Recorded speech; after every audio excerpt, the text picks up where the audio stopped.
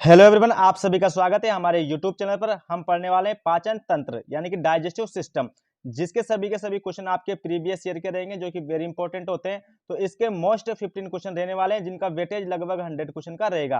Question तो आपके 15 होंगे, लेकिन इनके जो एक्स्ट्रा पॉइंट रहेंगे वो लगभग आपके कितने रहेंगे, 100। इसके अलावा मैं आपका पार्ट 1 यानी कि पाचन तंत्र का पार्ट 1 में पहले ही बना चुका हूं। उसके भी आपके 15 क्वेश्चन थे। अगर ये आपने नहीं देखे तो इनको आप पहले देख सकते हैं, डिस्क्रिप्शन में मैंने इनकी लिंक दी हुई है। इसके अलावा आज हम बढ़ेंगे आपके फर्स्ट क्वेश्चन की ओर, और ये सभी मोस्ट इंपोर्टेंट क्वेश्चन रहेंगे, तो आप बने रहिए अंत तक हमारे साथ। आपका फर्स्ट क्वेश्चन है, पित्त रस का मुख्य कार्य है। वेरी इंपॉर्टेंट है, ये जेल परीक्षा में पूछा गया क्वेश्चन है। तो यहाँ पे आपका एकदम करेक्ट आंसर होगा ऑप्शन सी, पाचन हेतु वसा का पायसीकरण करना। यानी कि जो पित्त रस होता है इसका काम क्या होता है, तो ये एक प्रकार से क्या करता है, जो वसा होती है यानी कि फैट, उसका करता है एक प्रकार से डाइजेशन यानी कि पाचन। अब इसके अलावा हम देखते हैं कि पित्त रस होता क्या है। तो पित्त रस को इंग्लिश में बोला जाता है एक प्रकार से बाइल जूस। ये बाइल जूस क्या करता है, तो जो हमारी छोटी आंत होती है उसमें जाकर जो हमारी फैट होती है यानी कि वसा होती है उसका करता है ये पाचन। इसके अलावा हम कुछ इसके एक्स्ट्रा पॉइंट देखेंगे, जैसे कि जो पित्त रस होता है उसका निर्माण कौन करता है। तो पहला क्वेश्चन आपका यही होता है कि जो पित्त रस होता है बाइल जूस, उसे कौन बनाता है, तो इसको बनाता है लीवर, जिसे कहा जाता है एक प्रकार से यकृत। वो जो लीवर होता है हमारे शरीर की सबसे बड़ी ग्रंथि माना जाता है, और सबसे बड़ी जो अंग होता है हमारे शरीर का आंतरिक, वो भी कौन होता है, एक प्रकार से लीवर। तो इसे कौन बनाता है, एक प्रकार से पित्त रस को लीवर ही बनाता है। इसके अलावा पित्त रस का आपसे पूछा जाता है पीएच मान। क्या पूछा जाता है, पीएच मान, जो कितना होता है, लगभग 7 पॉइंट से लेकर 8 पॉइंट के मध्य में इसका पीएच मान होता है। इसके अलावा जो लीवर इसको बनाता है, तो एक दिन में लीवर इसको कितना बनाता है, तो एक दिन में लीवर इसको बनाता है लगभग 700 से 800 ml। ये पॉइंट भी आपको नोट करना है।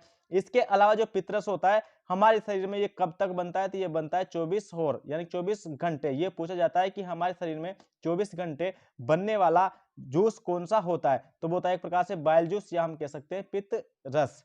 आपको याद रखना है कि जो पित्त रस होता है ये किसका पाचन करता है, एक प्रकार से वसा का। और इस वसा को किस में बदल देता है ये, तो इसको बदलता है ये वसीय अम्ल में।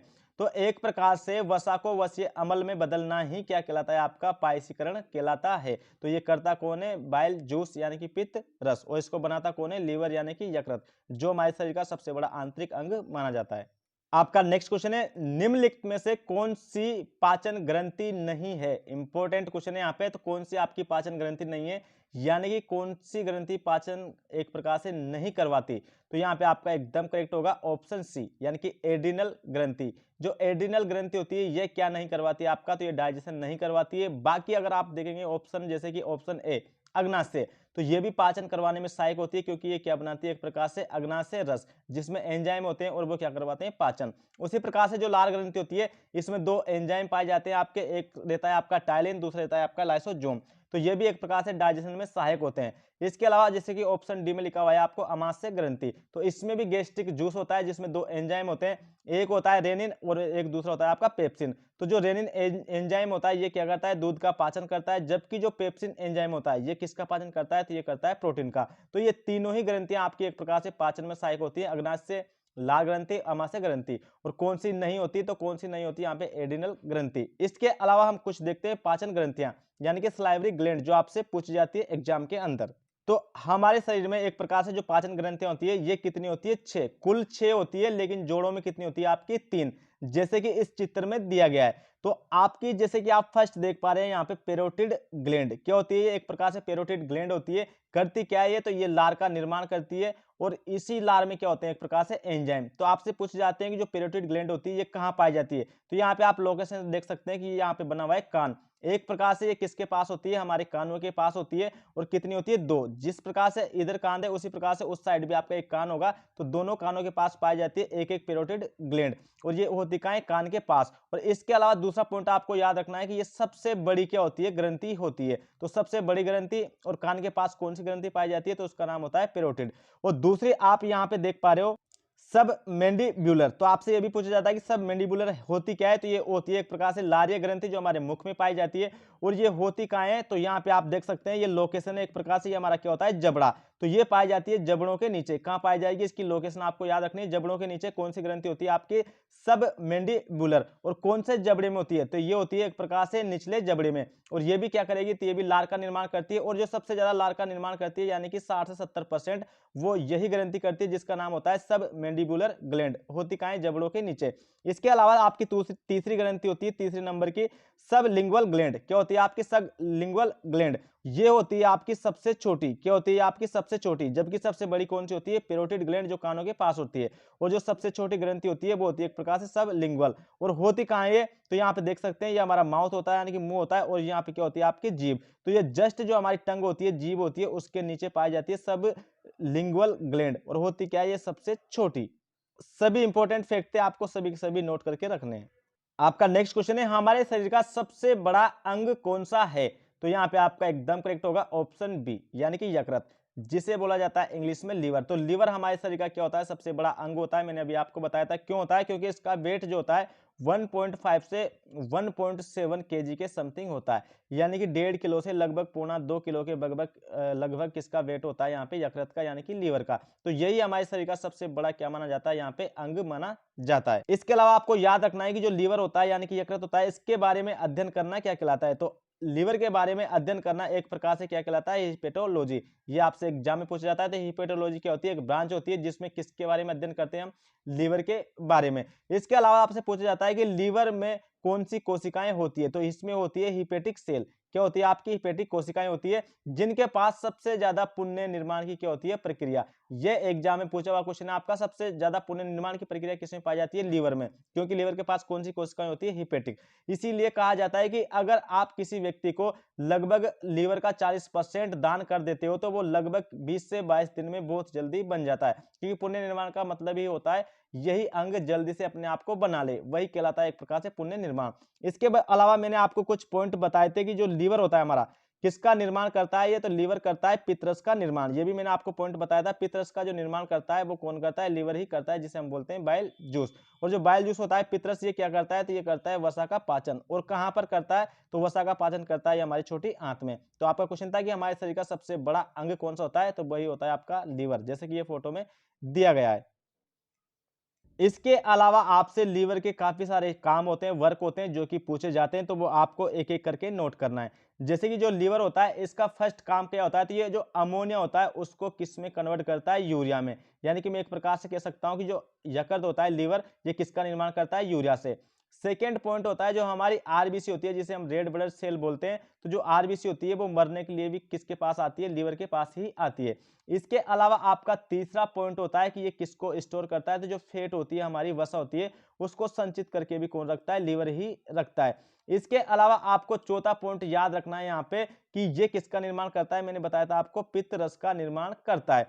इसके अलावा ये क्या करता है, तो जो हमारा ग्लूकोज होता है उसको ग्लाइकोजन के रूप में एक प्रकार से स्टोर करके अपने पास रखता है। तो ग्लाइकोजन के रूप में रखने वाला आरबीसी भी मरने यहीं जाती है, फैट को भी यही स्टोर करता है, और यूरिया का निर्माण भी कौन करता है, लीवर, और पित्ररस का निर्माण भी लीवर ही करता है।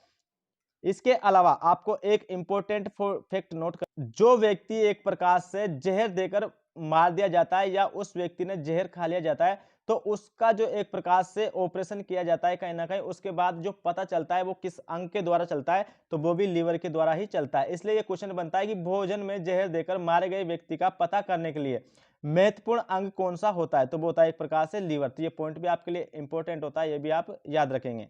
इसके अलावा एक मेन इंपॉर्टेंट पॉइंट होता है आपका, जैसे कि जो हमारे क्या होते हैं विटामिन, जैसे vitamin A, vitamin E, vitamin के, विटामिन डी, तो सभी विटामिन को भी ये स्टोर करके अपने पास ही रखता है, यानी कि संचित करके भी रखता है। तो ये भी क्वेश्चन पूछा जाता है कि लीवर में यानी कि यकृत में कौन कौन से विटामिन संचित होते हैं, तो vitamin A, vitamin E, vitamin के, विटामिन डी, ये सभी को स्टोर करके रखता है यहाँ पे लीवर। तो यहाँ पे आपका यही क्वेश्चन था कि हमारे शरीर का सबसे बड़ा अंग कौन सा है, तो वो होता है लीवर। इसीलिए सभी चीजों को क्या कर लेता है, स्टोर कर लेता है, इसलिए इसको स्टोर रूम के नाम से भी जाना जाता है। आपका नेक्स्ट क्वेश्चन है मानव शरीर का सबसे कठोर हिस्सा है, तो यहां पे आपका एकदम करेक्ट होगा ऑप्शन डी, यानी कि दंती, जिसे बोला जाता है एक प्रकार से एनामोल। तो मानव शरीर का सबसे जो कठोर हिस्सा होता है वो कौन माना जाता है, एनामोल माना जाता है। इसी को मानव शरीर का सबसे कठोर और मजबूत भाग भी बोलते हैं। क्यों बोलते हैं, क्योंकि जो एनामोल होता है ये किसका बना होता है, तो ये होता है कैल्शियम कार्बोनेट का, यानी कि CaCO3, और ये एक बना होता है कैल्शियम फॉस्फेट का। तो कैल्शियम कार्बोनेट और कैल्शियम फॉस्फेट की मौजूदगी की वजह से एनामोल हमारे शरीर का सबसे कठोर हिस्सा माना जाता है। तो यहाँ पे आपका एकदम करेक्ट होगा ऑप्शन डी, दंती, जिसे बोला जाता है एक प्रकार से एनामोल। इसके अलावा आपसे पूछा जाता है कि जो हमारे दांत होते हैं उसकी सबसे सबसे बड़ी जो कवर होती है ऊपर की, उसे क्या बोला जाता है? तो जो यहाँ से यहाँ तक आप हिस्सा देख रहे हैं, ये हमारे दांत होते हैं, इसकी जो सबसे ऊपरी कवर होती है एक प्रकार से, उसे कहा जाता है क्राउन यानी कि ताज। इसके अलावा दांतों से एक क्वेश्चन बनता है कि जो हमारे दांत होते हैं, इनका जो पोषक तत्व होता है वो किस भाग में पाया जाता है? तो जो हमारे दांतों के पोषक तत्व होते हैं, यानी कि जैसे कि ग्लूकोज, ऑक्सीजन, ये कहाँ स्टोर रहते हैं? तो ये रहते हैं पल्प के पास। और यही पल्प में जब आप ब्रश वगैरह करते हो तो जो ब्लीडिंग होती है, खून आता है, वो भी पल्प भाग में ही आता है। तो हमारे मानव शरीर का सबसे कठोर भाग कौन माना जाता है? एनामोल माना जाता है। वेरी इंपॉर्टेंट क्वेश्चन है, आपको नोट करके रखना है। आपका नेक्स्ट क्वेश्चन है यहाँ पे जीभ यानी कि टंग। बस ओनली उन्होंने जीभ दिया हुआ है, ये आपका क्वेश्चन है एक प्रकार से एएनएम का। किसका क्वेश्चन है आपका? एएनएम मध्य प्रदेश के अंदर जो एग्जाम होता है। तो यहाँ पे आपका एकदम करेक्ट होगा ऑप्शन बी, यानी कि भोजन का कोर बनाता है। जो हमारी टंग होती है, जीभ होती है, ये क्या करती है? एक प्रकार से भोजन का कोर बनाती है। भोजन का कोर का अर्थ होता है यहाँ पे जो हमारा खाना होता है उसको लार के साथ क्या करती है? तो ये उसको लार के साथ मिश्रित करती है, वही कहलाता है आपका एक प्रकार से कोर। इसके अलावा जो हमारी जीभ होती है, इसकी आपसे लंबाई पूछी जाती है, तो इसकी लंबाई कितनी होती है? तो इसकी लंबाई आपको नोट करनी है, 10 सेंटीमीटर होती है। और जो हमारी जीभ होती है, एक प्रकार से ये मांसपेशीय अंग होता है, लेकिन ये एक हड्डी से जुड़ी होती है। उस हड्डी का नाम भी आपसे पूछा जाता है, तो उस हड्डी का नाम होता है यहाँ पे हायोड। क्या नाम होता है? हायोड। तो हमारी जो जीभ होती है वो किस हड्डी से जुड़ी होती है? तो वो हायोड नामक एक प्रकार की हड्डी होती है, उससे जुड़ी होती है। इसके अलावा जो जीभ होती है एक प्रकार का, ये क्या होती है? सेंसरी ऑर्गन होती है, यानी कि संवेदी अंग होती है। संवेदी अंग का अर्थ होता है यहाँ पे जो किसी ना किसी चीज का एक प्रकार से सेंस दे। जैसे कि जो हमारी जीभ होती है किसका देती है? स्वाद। तो जो हमारा टेस्ट होता है उसका स्वाद देती है, इसलिए इसको सेंसरी ऑर्गन यानी कि संवेदी अंग कहा जाता है। और ये किस बोन से जुड़ी होती है? तो उस बोन का नाम होता है हायोड। और इसके अलावा इसकी लंबाई कितनी होती है ये भी आपको याद रखनी है, 10 सेंटीमीटर। तो जो हमारी जीभ होती है करती क्या है? ये भोजन का कोर बनाती है। भोजन चबाने की प्रक्रिया के दौरान भोजन लार के साथ अच्छे से मिश्रित हो पाती है, यह प्रक्रिया कहलाती है। तो यहाँ पे आपका एकदम करेक्ट होगा ऑप्शन डी, यानी कि चर्वण। तो जो भी भोजन हमारा होता है एक प्रकार से जो लार के साथ अच्छे से मिश्रित होता है, वह प्रक्रिया क्या कहलाती है आपकी? वो कहलाती है आपकी चर्वण। और लार के साथ इसको अच्छे से मिश्रित कौन करता है? तो अभी मैंने आपको बताया था, हमारी जीभ। और किस रूप में करती है? कोर। कोर का मतलब भी होता है एक प्रकार से लार के साथ अच्छे से मिश्रित करना। आपका नेक्स्ट क्वेश्चन है अंतर्ग्रहित खाना कहलाता है। तो यहां पे आपका एकदम करेक्ट होगा ऑप्शन बी, यानी कि अंतर्ग्रहण। अब अंतर्ग्रहित क्या होता है? अंतर्ग्रहित खाना क्या कहलाता है? तो जो भोजन हम शरीर के अंदर लेते हैं, जो भी भोजन हम शरीर के अंदर लेते हैं, वो अंदर जाने वाला खाना ही आपका क्या कहलाता है? अंतर्ग्रहण कहलाता है। तो यही आपका क्वेश्चन था कि अंतर्ग्रहित खाना कहलाता है, तो क्या कहलाता है? वो अंतर्ग्रहण। क्यों कहलाता है? क्योंकि ये हमारे शरीर के अंदर जाता है और इसका अंदर जाना ही एक प्रकार से क्या कहलाएगा? आपका अंतर्ग्रहण। आपका नेक्स्ट क्वेश्चन है जो दांत नुकीले होते हैं उनका प्रयोग टुकड़ों को भेदने तथा तोड़ने में प्रयोग किया जाता है, वह कहलाते हैं। वेरी वेरी इंपॉर्टेंट क्वेश्चन है। तो यहाँ पे आपका एकदम करेक्ट होगा ऑप्शन ए, यानी कि रदनक। जो रदनक प्रकार के दांत होते हैं ये क्या होते हैं एक प्रकार से? तो ये होते हैं नुकीले। ये भी क्वेश्चन एग्जाम में पूछा जाता है कि नुकीले दांत किन दांतों को बोला जाता है? तो वो होते हैं रदनक, जिनको इंग्लिश में यहाँ पर कहा जाता है एक प्रकार से केनाइन। तो जो केनाइन इस प्रकार के दांत होते हैं जो नुकीले होते हैं, और ये क्या करते हैं? तो ये जो भोजन होता है हमारा उसको एक प्रकार से भेजने तथा तोड़ने में प्रयोग किए जाते हैं। तो इनकी संख्या भी आपसे पूछी जाती है, जो रदनक होते हैं इनकी संख्या हमारे माउथ के अंदर कितनी होती है? तो यहाँ पे मैं सभी की संख्या आपको बताने वाला हूँ। तो जहाँ यहाँ पर जो रत्नक होते हैं इनकी कुल संख्या होती है हमारे माउथ के अंदर 4। और रत्नक कौन से होते हैं? नुकीले। जैसे कि ये आपको दिखाई दे रहा है, ये नुकीला दांत है और इस साइड भी आपका नुकीला दांत है। तो आपके दो ही, एक ही इस तरफ होता है, एक इस तरफ होता है, और एक ये यहाँ होता है, एक यहाँ। तो कुल मिला के होते हैं आपके 4 दांत। उसी प्रकार से जो हमारे कृंतक होते हैं जिनको बोला जाता है इंसिजर, और इनकी कितनी संख्या होती है? 8। इसके अलावा कृंतक के कुछ फैक्ट आपको याद रखने हैं। जो कृंतक प्रकार के दांत होते हैं एक प्रकार से जिनको हम इंसिजर बोलते हैं, तो ये कहलाते हैं एक प्रकार से आपके स्माइली टीथ। क्या कहलाते हैं? यानी कि जब भी हम स्माइल करते हैं तो जो दांत दिखाई देते हैं वो होते हैं आपके कृंतक। जैसे कि आप सामने इस फोटो में देख पा रहे होंगे, यही कहलाते हैं आपके एक प्रकार से कृंतक। और इनकी संख्या कितनी होती है? आपकी 8। और जो हमें जीवन में पहली बार आते हैं वो भी दांत कौन से होते हैं? आपके कृंतक। इसलिए इनको एक प्रकार से खरगोश के दांत भी कहा जाता है। ये पॉइंट भी आपको नोट करना है। इसके अलावा अगर हम बात करें अग्र चरणक की, तो जो आपके अग्र चरणक होते हैं इनकी संख्या कितनी होती है? तो इनकी संख्या होती है एक प्रकार से 8। और जो चरणक प्रकार के दांत होते हैं इनकी संख्या होती है 18। इस प्रकार से कुल दांतों की संख्या कितनी होती है? तो कुल दांतों की संख्या होती है आपसे 32। इसलिए पूछा जाता है कि जो स्थायी दांत होते हैं उनकी संख्या कितनी होती है? तो उनकी होती है 32। और हमारे मुख में 4 प्रकार के दांत पाए जाते हैं, जैसे कि यहाँ पे दे रखा है आपको, रत्नक, कृंतक, अग्रचरणक और चरणक। तो यहाँ पे जो रत्नक होते हैं उनकी संख्या 4 होती है, कृंतक की 8 होती है, अग्र चरणक की 8 होती है। उसी प्रकार से जो चरणक होते हैं उनकी संख्या होती है 12। इस प्रकार से कुल मिला के होते हैं आपके 32 दांत। इसके अलावा आपसे स्थायी दांत और अस्थायी दांत दोनों के क्या पूछे जाते हैं, फॉर्मूले। पहली बात तो यह है कि जैसे कि स्थायी दांत होते हैं, अभी मैंने जस्ट आपको बताया था, इनकी संख्या होती है 32। और जो अस्थायी दांत होते हैं इनको एक प्रकार से हम दूध के दांत भी बोलते हैं। तो जो अस्थायी दांत होते हैं इनकी संख्या होती है 20। इनकी संख्या कितनी होती है, 20। और जो अस्थायी दांत होते हैं या दूध के दांत होते हैं, ये एक ऐसे दांत होते हैं जो जीवन में 2 बार आते हैं। लेकिन जो बड़ा दांत होते हैं ये ऐसे होते हैं जो जीवन में हमें 1 बार आते हैं। तो जो स्थायी दांत होते हैं इनका फॉर्मूला एग्जाम में पूछा जाता है। तो स्थायी दांत का फॉर्मूला आप नोट करेंगे। इसका फॉर्मूला होता है एक प्रकार से 21-23। कितना होता है, 21-23। जबकि अगर हम बात करें अस्थायी दांत की यानी कि दूध के दांत की, तो इनका फॉर्मूला होता है 21-02। कितना होता है, 21-02। जबकि जो स्थायी दांत होते हैं इनका होता है 21-23। तो ये भी इंपॉर्टेंट है। इसके अलावा आपसे पूछा जाता है कि जब भी हम डॉक्टर के पास दांतों का इलाज कराने जाते हैं तो वो कहलाता क्या है, तो वो कहलाता है आरसीटी। क्या कहलाएगा, वो आरसीटी यानी कि रूट कैनाल ट्रीटमेंट।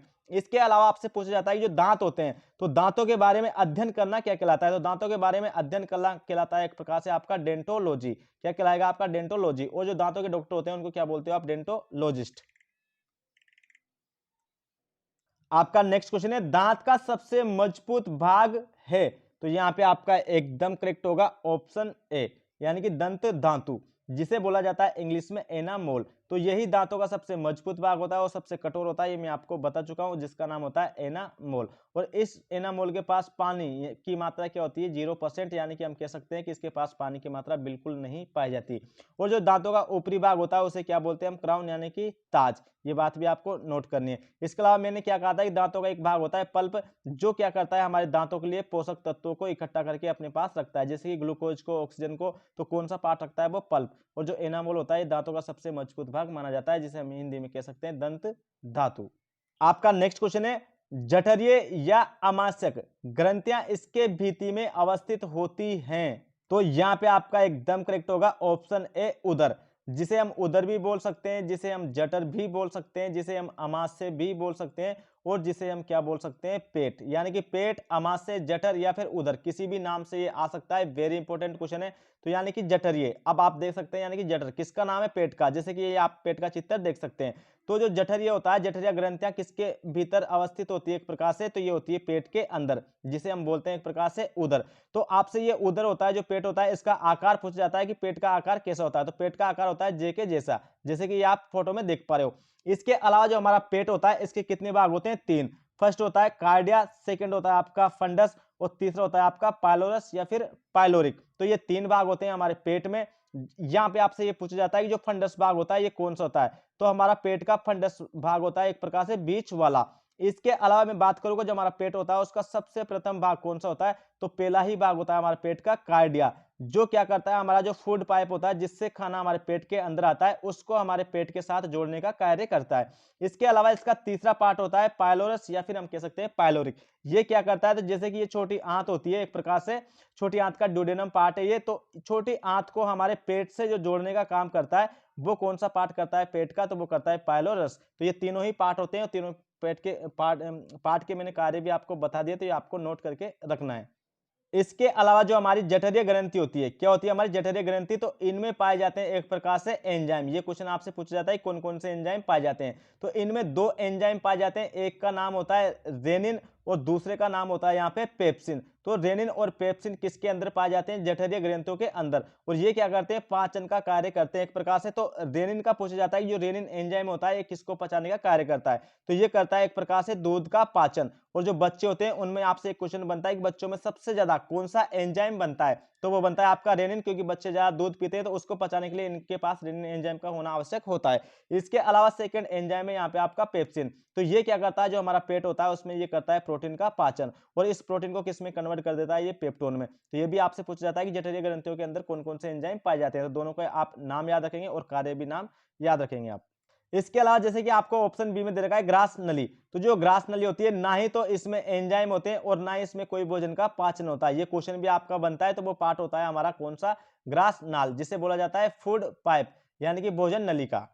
आपका नेक्स्ट क्वेश्चन है, पाचन तंत्र का वो कौन सा भाग है जो बिना पचे खाद्य पदार्थों से जल और कुछ लवण के अवशोषण में सहायता करता है। वेरी वेरी इंपॉर्टेंट क्वेश्चन है, तो यहाँ पे आपका एकदम करेक्ट होगा ऑप्शन सी यानी कि बड़ी आंत। तो जो बड़ी आंत होती है ये क्या करती है एक प्रकार से, तो जो भी हमारा खाद्य पदार्थ होता है उससे क्या करती है, जल और लवण का क्या करेगी, ये अवशोषण। ये क्वेश्चन कई बार एग्जाम में पूछा जाता है, तो आप इसे नोट करेंगे।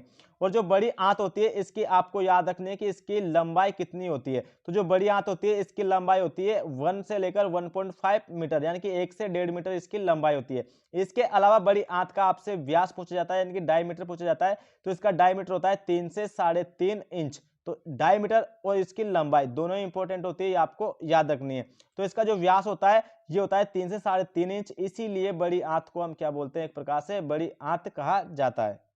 आपका नेक्स्ट क्वेश्चन है, उस दांत का नाम बताइए जो भेदन और तोड़ने में सहायता करता है। तो ये इंपॉर्टेंट क्वेश्चन है, ये 2-3 एग्जाम में आया हुआ है, तो यहाँ पे आपका एकदम करेक्ट होगा ऑप्शन ए, यानी कि रत्नक। जैसे कि मैं बता चुका हूं पहले ही, तो रत्नक क्या होता है, एक प्रकार का, इसे बोला जाता है इंग्लिश में केनाइन। तो केनाइन क्या होते हैं, एक प्रकार से नुकीले दांत होते हैं, और ये नुकीले दांत होने के कारण ही क्या करते हैं, तो ये एक प्रकार से जो खाना होता है उसको भेदन और तोड़ने का कार्य करते हैं। और मैंने आपको बताया था कि जो रत्नक होते हैं इनकी संख्या कितनी होती है, ये भी आपको नोट करनी है। तो इनकी संख्या होती है 4, और ये एक नुकीले दांत होते हैं। ये पॉइंट आपको याद रख के रखना है, क्योंकि ये क्वेश्चन में पूछा जाता है। तो उस दांत का क्या नाम है जो भेदन और तोड़ने में सहायता करता है, तो उसका नाम है रत्नक, यानी कि केनाइन, और जिनकी संख्या कितनी है, 4।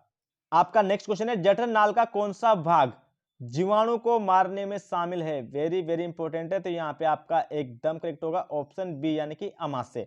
जस्ट मैंने आपको बताया था कि अमाशय को हम क्या बोलते हैं, जठर भी बोला जाता है एक प्रकार से, इसको पेट भी बोला जाता है, और इसको हम क्या बोल सकते हैं, तो उदर। तो जो हमारा उदर होता है, पेट होता है, या फिर हम जठर कह सकते हैं, या फिर अमाशय कह सकते हैं, ये क्या करता है, तो ये जीवाणुओं को मारने में शामिल होता है। किस प्रकार से, जैसे कि आप जठर देख पा रहे हो, हमारा पेट देख पा रहे हो, ये किस आकार का है, ये मैंने आपको बताया जे आकार का। तो इसके अंदर एक अम्ल बनता है, एक एसिड बनता है, जिसका नाम होता है HCl, यानी कि हाइड्रोक्लोरिक एसिड। तो ये क्या करता है, जो भी हमारे खाने में गलती से जीवाणु विषाणु आ जाते हैं उनको एक प्रकार से ये मारने का कार्य करते हैं। और ये जो आपका HCl होता है बनता किसके अंदर है, पेट, यानी कि अमाशय के अंदर। इसीलिए आपसे क्वेश्चन पूछा गया था कि जठर नाल का कौन सा भाग जीवाणु को मारने में एक प्रकार से शामिल होता है। तो जठर नाल का कौन सा भाग होता है, वो आपका एक प्रकार से अमाशय, यानी कि पेट। क्यों होता है, क्योंकि इसमें बनता है HCl। अब इसके अलावा आपसे एक क्वेश्चन और पूछा जाता है कि जो HCl होता है ये हमारे पेट में अगर अधिक बन जाता है तो हमारे पेट में एक प्रकार से जलन होने लग जाती है।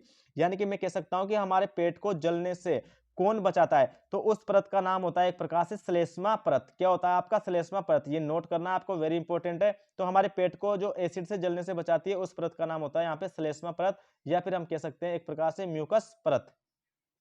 नीचे दिए गए तथ्यों को ध्यानपूर्वक पढ़ें। निम्नलिखित में से कौन सा समूह पाचन क्रिया में नहीं सम्मिलित होने वाले अंगों का सही संयोजन है। वेरी इंपॉर्टेंट है, ये पुलिस कांस्टेबल का क्वेश्चन है, काफी डिफिकल्ट सवाल है, इसमें आपको काफी सोचना पड़ेगा। तो यहाँ पे लिखा गया कि पाचन की क्रिया में नहीं सम्मिलित होने वाले अंगों का सही संयोजन, यानी कि जो पाचन की क्रिया में भाग नहीं लेते, इनमें से वो कौन सा ऑप्शन है। तो यहाँ पे आपका एकदम करेक्ट होगा ऑप्शन बी। कौन सा होगा आपका, ऑप्शन बी।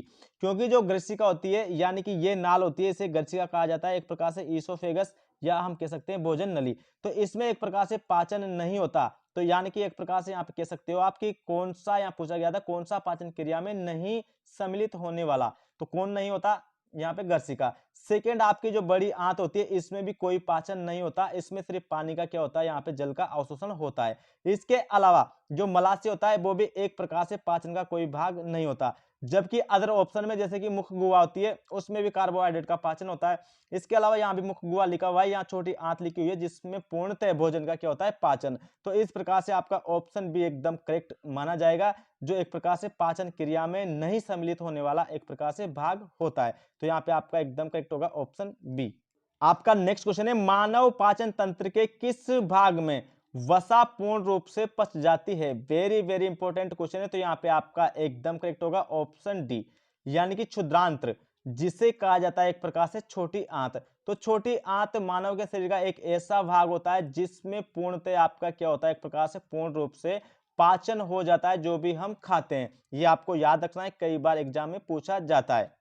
इसके अलावा जो आपकी छोटी आंत होती है जिसे हम क्षुद्रांत्र बोलते हैं, इसके आपको जो भाग होते हैं वो भी आपको याद रखना है। इसके अलावा इसकी लंबाई कितनी होती है, वेरी इंपॉर्टेंट है, इस पर स्टार लगा के आप नोट करेंगे। जो छोटी आंत होती है उसकी लंबाई कितनी होती है, तो 6 से लेकर 6.25 मीटर। कितनी, 6 से लेकर 6.25 मीटर इसकी क्या होती है, लंबाई। इसके अलावा जो छोटी आंत होती है उसका आपको नोट करना है व्यास, यानी कि डायमीटर। तो इसका डायमीटर होता है एक प्रकार से 1 इंच। इसके अलावा इसके 3 भाग होते हैं, वो भी आपको नोट करने हैं। तो यहाँ पे उनका नाम है एलियम, जेजुनम और ड्यूडेनम। ये तीनों ही किसके भाग होते हैं? तो ये छोटी आंत के भाग होते हैं, नोट करके आपको रखना है। तो आई होप कि आपको वीडियो पसंद आया होगा। अगर वीडियो पसंद आया तो प्लीज़ चैनल को सब्सक्राइब करें और लाइक करें और ज़्यादा से ज़्यादा वीडियो को शेयर करें। Thank you. स्वस्थ रहो, मस्त रहो। जय हिंद, जय भारत।